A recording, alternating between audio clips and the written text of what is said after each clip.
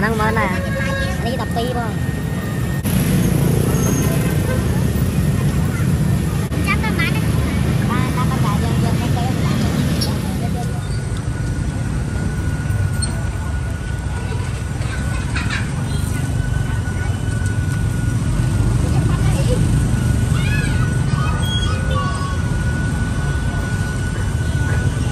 Chẳng ai mới muối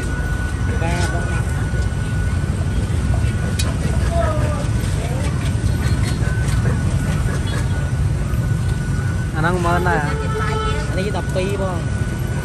đấy cho mọi anh vô tập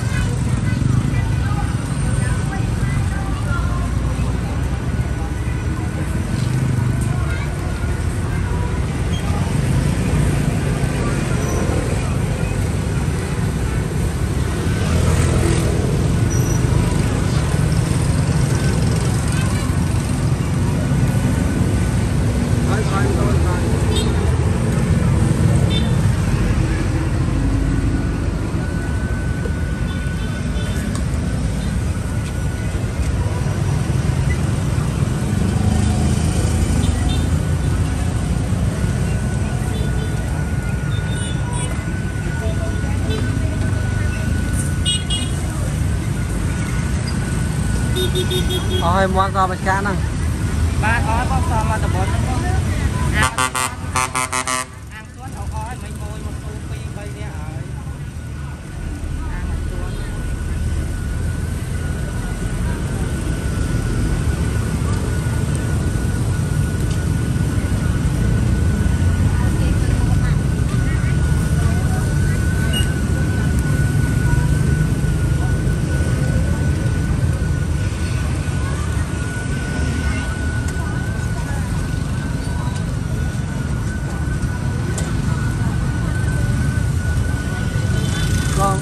bác nấu rồi anh là trai chọc bà tới cái này ăn qua tuần môi toàn cho nó toàn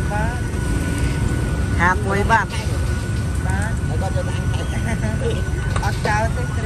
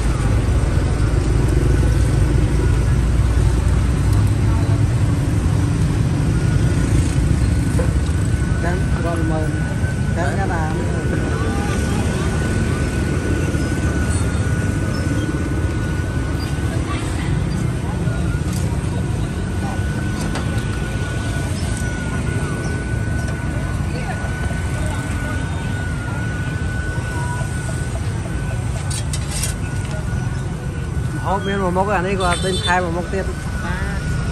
pi nè đó trong cái sang đây ôn đu tiên bánh đây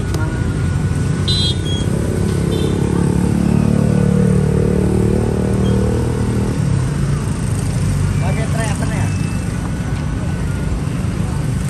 qua phân đâu đi đã dạ phân lôi ai ngồi ai không có thấy nát phân phân tăng chấm chấm cơ bán đấy ba phân cả dương dương cái cây Chưa chưa tôi có cái bạn.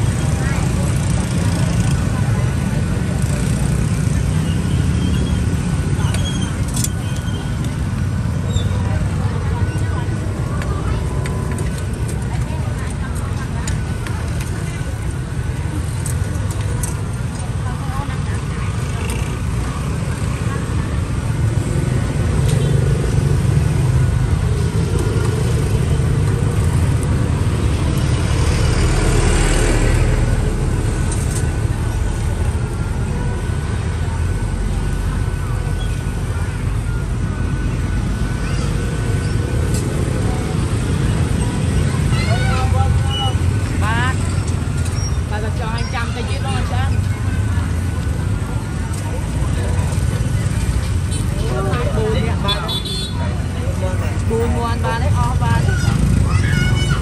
bán áo buồn này o buồn á làn pi nè màu rồi mô tô pi nè đấy chất o bạn